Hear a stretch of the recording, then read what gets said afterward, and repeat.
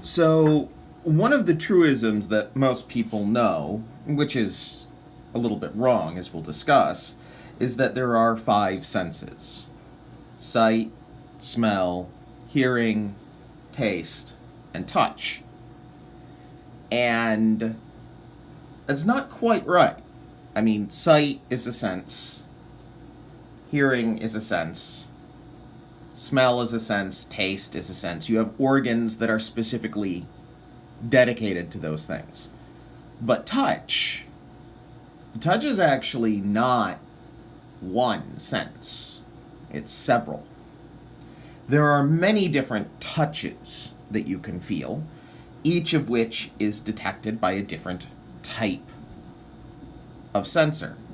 There's pressure, pain, flutter, tickle, vibration. All of these different things kind of get rolled in to touch. And as we're about to see, it's a little bit more complex than that. Most of what we call touch is detected by sensory receptors in the skin. Typically somewhere in the dermis of the skin, although there's some variation on where exactly. All right, so first thing that you need to know is that there are many different types of sensation that can be detected by different things. So there are mechanoreceptors in your skin. These detect physical distortions of the skin and skin cells, like direct touch, anything that's going to make your skin change shape.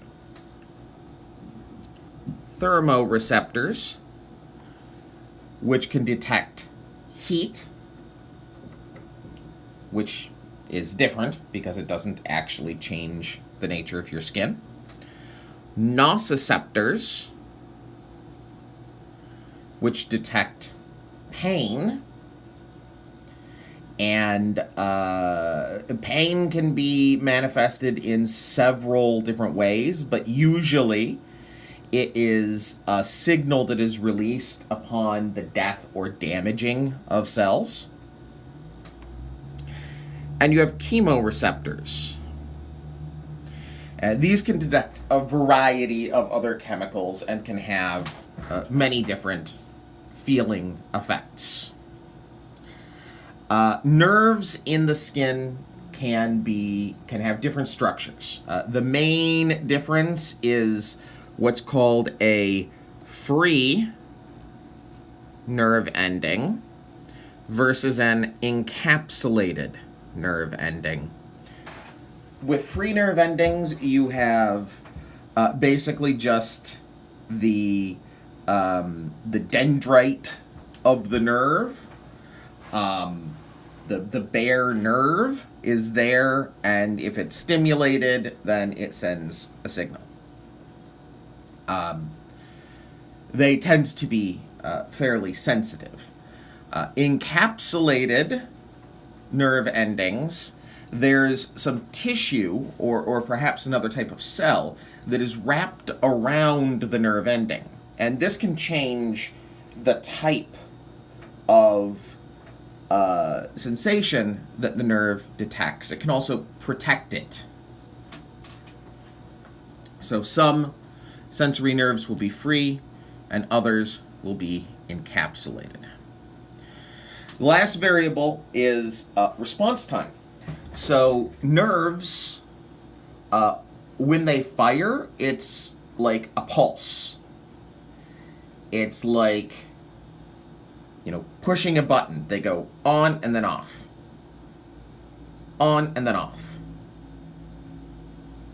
They don't go on and then stay on. They can't. They would become depleted of neurochemicals. They would become depleted of the ability to conduct what's called an action potential down their membrane. And some of them have different, what are called response rates and refractory periods. Basically, when your nerves are stimulated, there is a negative feedback mechanism whereby they will become less sensitive. This is called adaptation. So it happens with almost any nerve, and you can think of it as being like acquiring resistance. So if you have,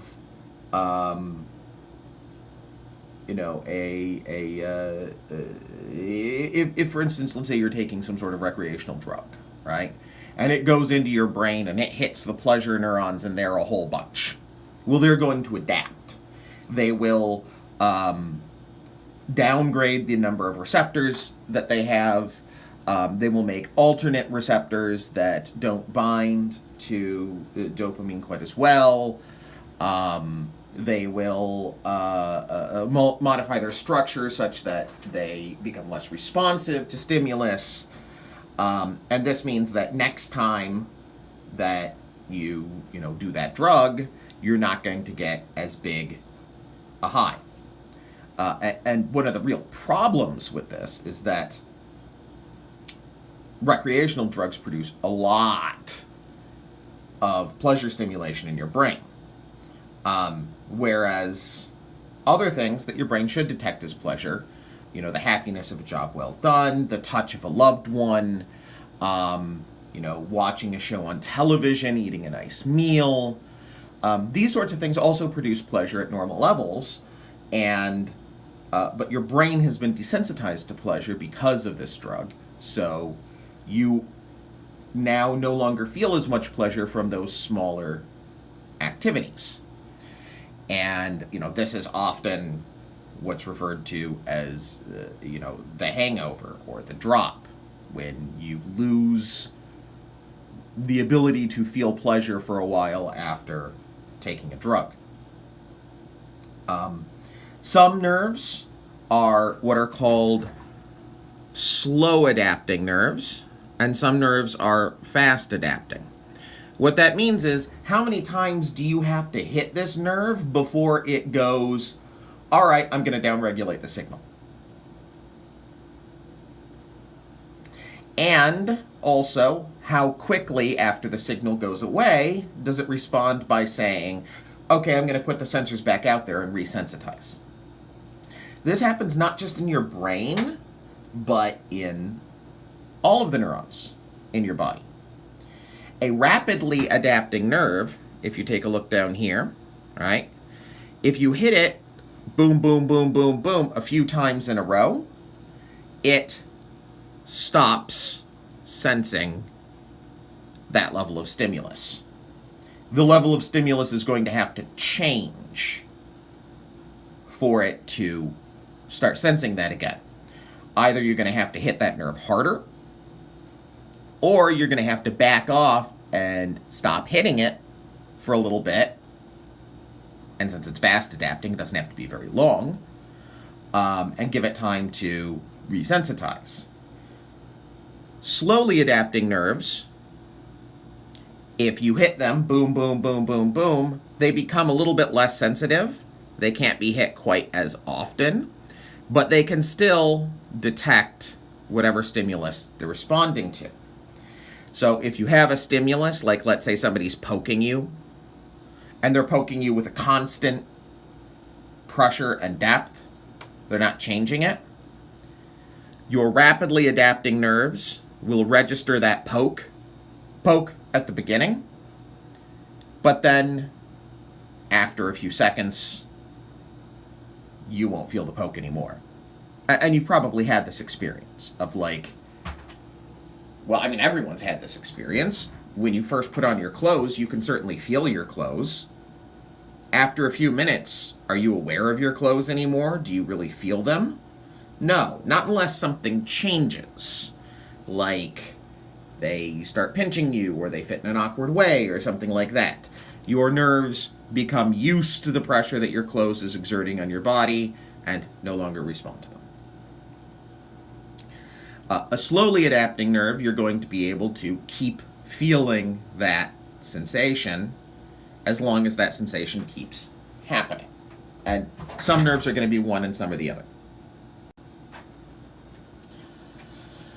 So, one of the first types of nerves is the hair plexus. This is a nerve that actually reaches up and wraps around the follicle and root of a hair. It's a free nerve ending, and they are very sensitive. But they don't actually detect touch to the skin. What they detect is movement along the hair. And they're really sensitive to it. Like really, really light movements when the hair is moved will register a lot. So you can feel this yourself. So take like the back of your arm or someplace that has a little bit of hair on it and just very, very gently blow against it. And you'll be able to feel that very dramatically. It'll probably tickle or itch. Now take the palm of your hand, which does not have any hair and thus does not have any hair plexus nerve endings, and blow with the same pressure. You can probably still feel something because your fingertips are very sensitive, but it's a very different sensation blowing against, lightly blowing against the tips of your fingers versus the back of your arm. This has several adaptive functions. One is to detect bugs and parasites crawling across the skin. Also movements in the air. This is the type of sensation that, say, cats and dogs use with their whiskers to detect air currents and close by movement. And also very light touch. And so this is obviously only found in hairy skin.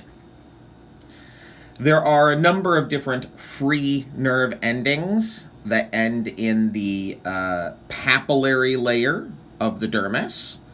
So remember that papillary layer of the dermis is very close to the epidermis and its areolar tissue. These free endings are also extremely sensitive. They're primarily nociceptors, pain receptors, and they're going to respond to chemicals that are released by tissue damage. Some of them can detect temperature. They're thermoreceptors, and often those are going to be linked to pain receptors when heat becomes to the point that it's no longer comfortable and starts to become painful. And there are a few that can respond to mechanical stimuli. These are typically rapidly adapting, or they can be rapidly adapting, intermediate adapting, or slowly adapting. So they run the gamut. And you've got different types that respond to different chemicals. A good way to feel them, well, not a good way, but a way that you can feel them basically is to take some capsaicin cream, or say even like jalapeno juice, and just put a little bit on some of your skin. That contains the chemical capsaicin, which is the chemical that transmits pain and heat signals, and so it will stimulate these free nerve endings. Right, so most of the rest are going to be encapsulated nerve endings, or partially encapsulated nerve endings. First, we have Merkel nerve endings. These are also sometimes called tactile nerve endings. If you recall, when we talked about the epidermis, there were certain special cells in there called Merkel or tactile discs. They're usually found in the basal layer of the epidermis. And the nerve endings, the Merkel nerve endings or the tactile nerve endings, basically rest right underneath them. They aren't activated by themselves like free nerve endings would be, but they are, whenever you have any sort of light touch, it will distort the cells of your epidermis.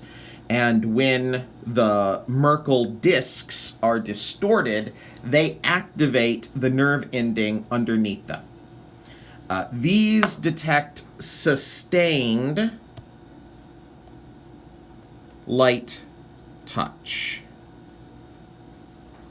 And they're particularly good about detecting the shapes of things. So, like, if you feel a corner versus a flat surface versus a rounded surface, and you can feel that sort of thing, and also a smooth surface versus a rough surface. These are particularly good for detecting that. They fire faster for sharp things and slower for round things, and so your brain can interpret the shapes of things. They are slowly adapting because they detect sustained touch. And they're found in all types of skin. Next, we have bulbous or Ruffini corpuscles. A corpuscle is an encapsulated nerve ending. It's a nerve ending that has basically tissue wrapped around it that protects it, and often that modifies the type of stimulus that it can detect. These are encapsulated nerve endings that detect stretch. So stretch.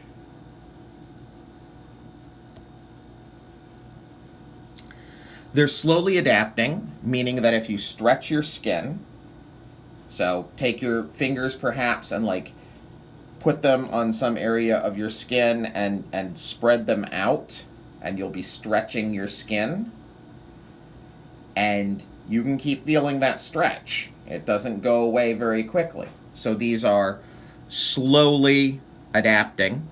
They're found at the highest density around fingernails and in the deep layers of the skin and in joints. They are a part of what tells your body what position a joint is in. So for instance, if you bend your elbow, they stretch, and you can tell that your elbow is bent.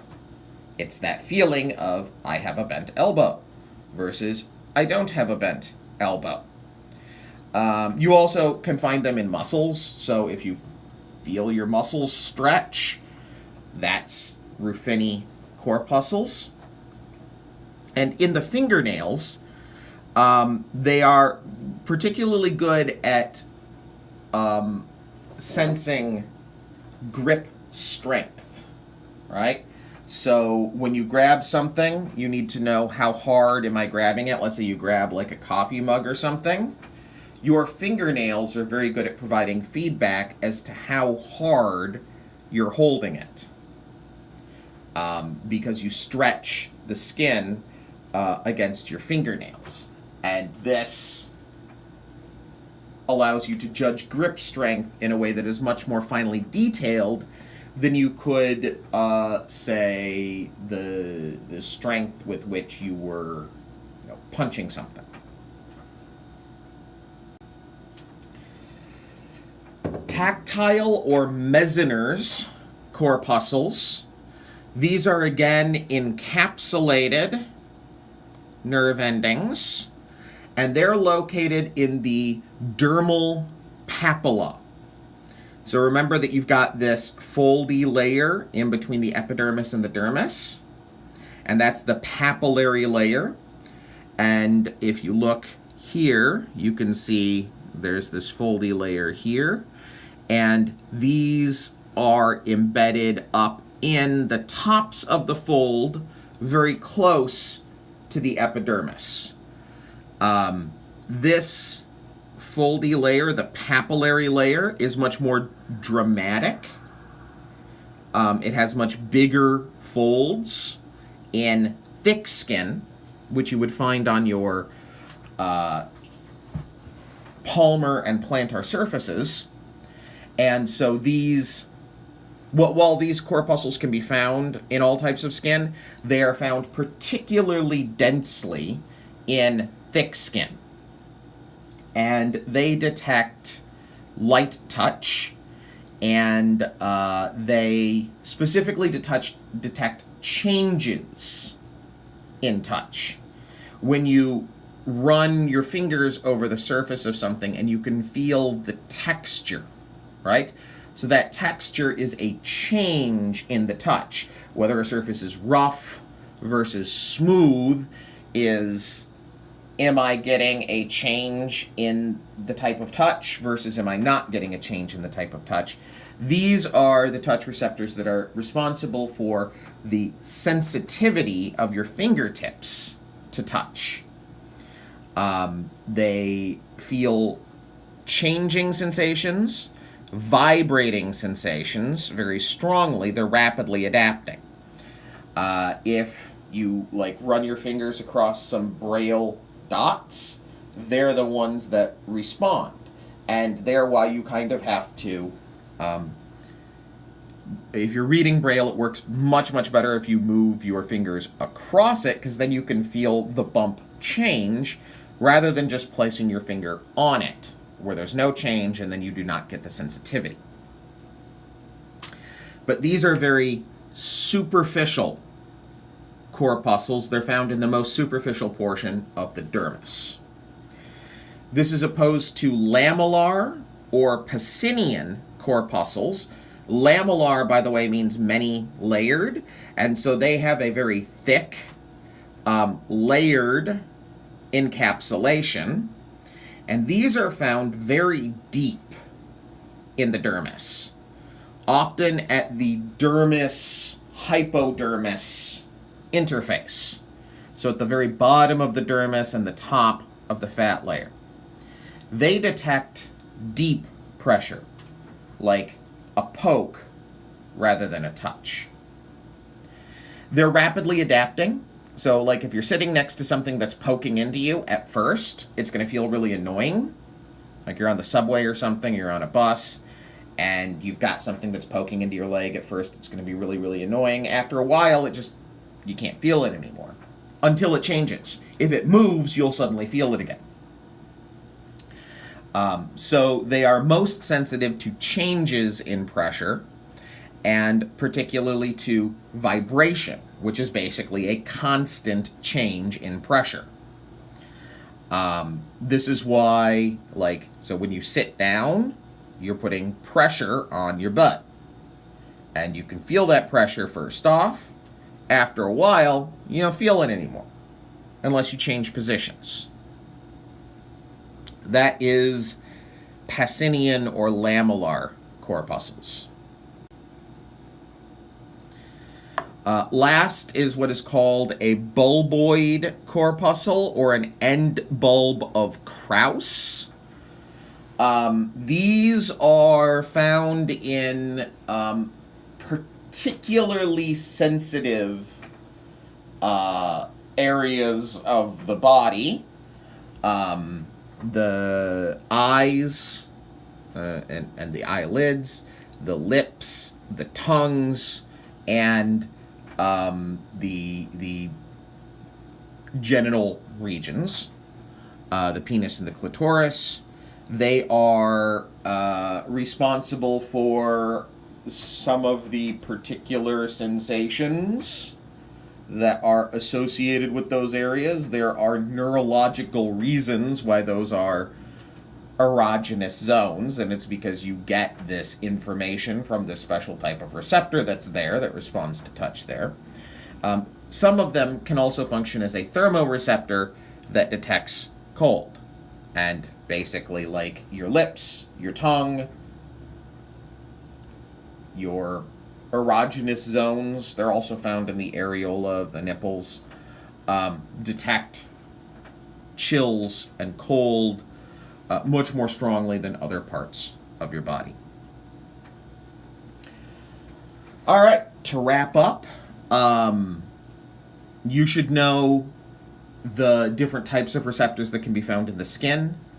Thermoreceptors versus mechanoreceptors versus nociceptors. You should know what the difference between an encapsulated and a free nerve ending is.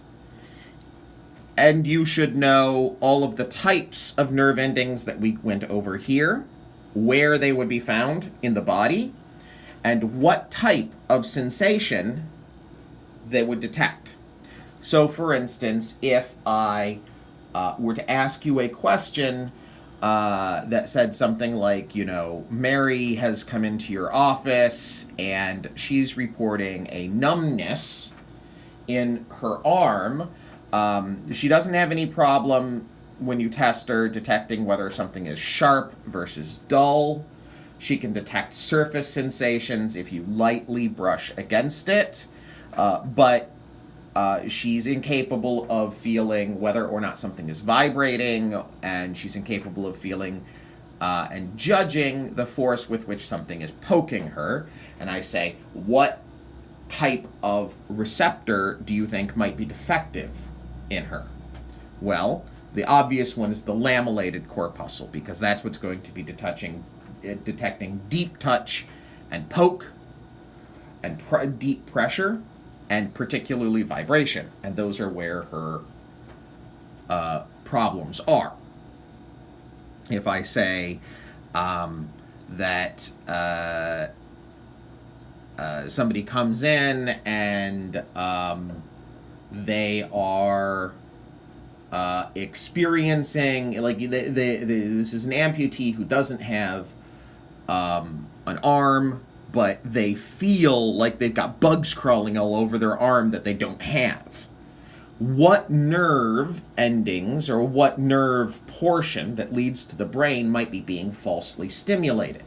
Well, if it feels like bugs crawling all over your body, then it's probably going to be the nerve hair plexus, right? That something is causing those hair plexus nerves to become activated, despite the fact that the nerve endings don't exist anymore.